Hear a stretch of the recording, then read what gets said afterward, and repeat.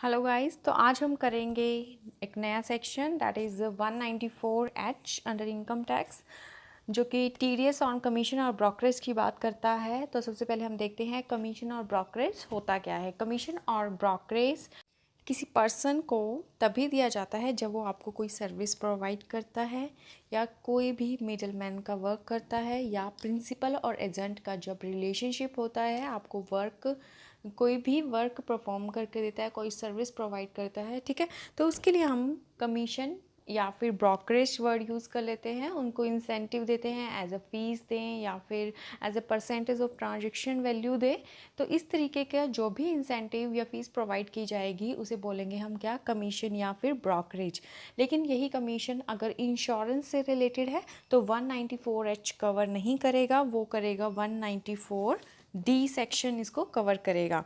तो यहाँ पर अब देखिए टीडीएस की रिस्पॉन्सिबिलिटी किसकी है। कोई भी पर्सन जो कि कमीशन और ब्रोकरेज की पेमेंट करेगा, किसको, एक रेजिडेंट को पेमेंट करेगा, तब ये सेक्शन अराइज होगा। सबसे पहले हम पेयर को देख लेते हैं। पेयर कौन हो सकता है, कोई भी पर्सन हो सकता है, लेकिन इंडिविजुअल और एचयूएफ तभी पेयर की जो इसमें रिस्पॉन्सिबिलिटी फिक्स की गई है तब भी रिस्पॉन्सिबल होंगे जब इंडिविजुअल और एचयूएफ को ऑडिट करवाना पड़ता है under section 44AB, otherwise they are exempted from this provision. तो देखिए, अगर पेयर पेमेंट करता है कमीशन और ब्रोकरेज की जो कि एक्सीड कर जाती है 15,000 इन अ ईयर, ठीक है। प्रीवियस ईयर में अगर 15,000 से ज़्यादा की ब्रोकरेज किसी पर्सन को पेमेंट रेजिडेंट को पे की जा रही है तो वहाँ पर टीडीएस की जो रिस्पॉन्सिबिलिटी है, मतलब टीडीएस डिडक्शन करना पड़ेगा पेयर को एट द रेट ऑफ 5%। तो एग्जांपल लेते हैं, अगर आप पेमेंट कर रहे हैं कमीशन की 14,000, no TDS required to be deducted, but in case this brokerage is rupees 16,000, then you have to calculate 5% on 16,000 और TDS आप डिडक्ट कर कर बाकी की पेमेंट उसे कमीशन और ब्रोकरेज दे देंगे। तो अब नेक्स्ट हम देखते हैं कि हमें ब्रोकरेज पर TDS कब काटनी है। तो TDS काटने का टाइम है at the time of credit in accounts, मतलब जब हमने अकाउंट्स में एंट्री कर दी या फिर पेमेंट अगर पहले की है तो विच एवर इज़ अर्लियर के टाइम पर हम TDS को डिडक्ट कर लेंगे। अब यहाँ पर हम देखते हैं कि जो हमने रेट की बात की है कि 5% रेट से आपको काटना है TDS, इसमें हमने 5% फ्लैट रेट है, इसमें हमने कोई भी सरचार्ज या सेस को इंक्लूड कर कर नहीं काटना है TDS को। सेकेंडली, अगर जो आपका पेई है जिसको आप पेमेंट कर रहे हैं कमीशन ब्रोकरेज की, वो अपना पैन प्रोवाइड नहीं करता है तो आपने 20% से TDS काटना है। अब हम देखते हैं कि कमीशन और ब्रोकरेज रिसीव कैसे हुई है, ठीक है।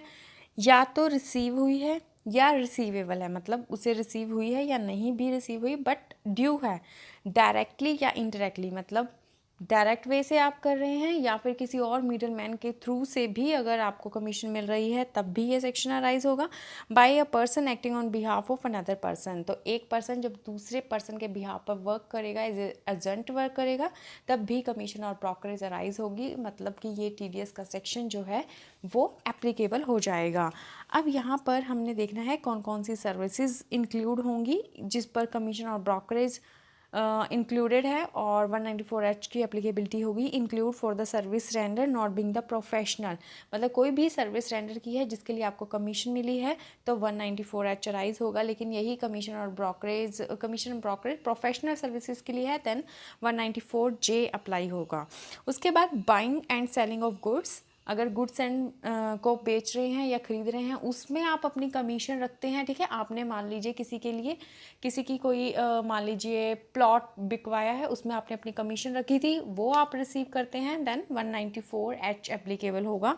उसके बाद any transfer related to any asset and valuable article और थिंग एक्सेप्ट सिक्योरिटी, सिमिलर चीज़ ही है, वहाँ पर गुड्स की बात की गई थी, यहाँ पर सेकंड पॉइंट में हमने कोई आर्टिकल या एसेट की बात की है तब भी ब्रोकरेज अगर मिलती है 194H अराइज होगा, लेकिन एक्सेप्ट सिक्योरिटीज़ है, ठीक है। तो यहाँ पे सिक्योरिटी को एग्जाम्प्ट किया गया है। उसके बाद हम देखते हैं कि अगर कोई पर्सन को लगता है कि उसकी ब्रोकरेज इतनी ओवरऑल द ईयर उसका टैक्स इतना नहीं बनेगा तो वो अपने आप को एग्जाम्प्ट भी करवा सकता है अंडर सेक्शन 197। तो उसको क्या करना पड़ेगा, असेसिंग ऑफिसर को क्या अप्लाई करना पड़ेगा इसके लिए, और असेसिंग ऑफिसर देखने के बाद उसकी जो वैलिडिटी है या नहीं उसके पॉइंट्स की, तो उसको सर्टिफिकेट दे देगा एग्जाम्शन का। उसके अंदर उसका पैन कोड क्या होगा, लाइक ठीक है, किस सेक्शन के लिए उसको एग्जाम्शन दी है, रेट, ईयर, किस प्रीवियस ईयर के लिए, इस तरीके की उसमें जो सर्टिफिकेट नंबर वगैरह लिमिट स्पेसिफाई कर दी जाएगी। तो 197 में वो लोअर रेट पर या फिर एग्जाम्शन भी ले सकता है अगर उसको लगता है कि उसका ओवरऑल टैक्स जो है इतना नहीं बनेगा ओवर द ईयर, मतलब प्रीवियस ईयर के लिए।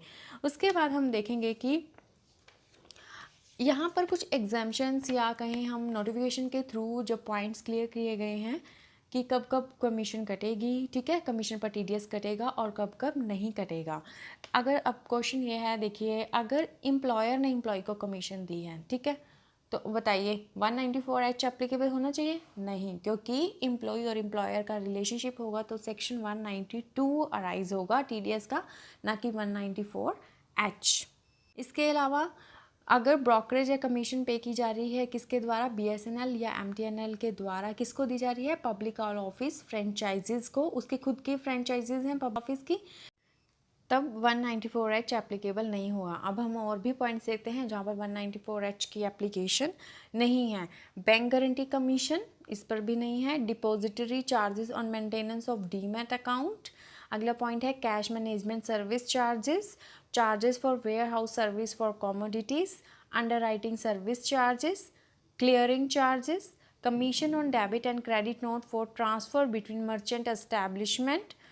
उसके बाद है एक सर्कुलर जो 1/2014 आया था, उसमें बोला गया था कि जो हम टीडीएस काटते हैं उसमें सर्विस टैक्स का पोर्शन हटा दिया जाएगा सर्विसेज चार्जेस के अंदर। मान लीजिए सर्विस है 10,000 की और 1,000 है सर्विस टैक्स, तो 11,000 बन गया। तो हमने जो टीडीएस काटना है वो 10,000 पर काटना है, ना कि 11,000 पर।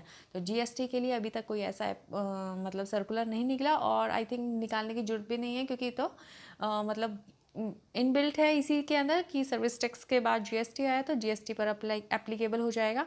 उसके बाद है कि अगर कमीशन पहले से ही रिटेन कर ली एजेंट ने, ठीक है, एजेंट के पास प्रिंसिपल के बिहाफ पे अमाउंट आया, लाइक 1 लाख आया, उसमें से 10,000 उसकी कमीशन बनती थी, उसने क्या किया 90,000 वापस कर दिया प्रिंसिपल को, 10,000 अपनी कमीशन के रिटेन कर लिए। तो इस केस में अब यहाँ पर देखिए टीडीएस की रिक्वायरमेंट का क्या होगा। तो यहाँ पर प्रिंसिपल को टीडीएस डिपॉजिट करवाना पड़ेगा अंडर सर्कुलर 619 डेटेड 4/12/1991 का सर्कुलर है, उसमें ये चीज़ को क्लैरिफाई किया गया था।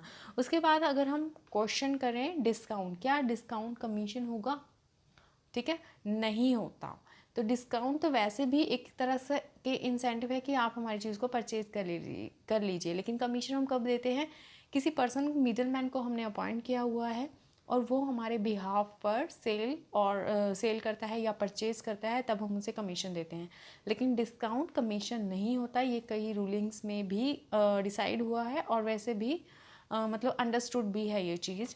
उसके बाद अगर हम देखें कि commission paid by Mother Dairy to concessional who sell milk of assessee from booths owned by assessee not liable to TDS under section 194H as the principal and agent का जो रिलेशनशिप है वो मिसिंग है।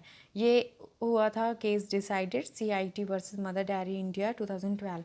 मतलब कहने का main मुद्दा क्या है यहाँ पर कि अगर आपका प्रिंसिपल और एजेंट का रिलेशनशिप नहीं है तब आपको 194H एप्लीकेबल नहीं होता। जैसे अभी हमने जो पॉइंट्स भी किए थे, like bank guarantee commission, depository charges या क्लियरिंग चार्जेस या कैश मैनेजमेंट सर्विस चार्जेस या कमीशन थी डेबिट या क्रेडिट कार्ड के ट्रांसफ़र पर, तो वो सब चीज़ें क्या हैं, वो प्रिंसिपल और एजेंट का जो मेन रिलेशनशिप है वो क्वालिफाई नहीं कर पा रही हैं।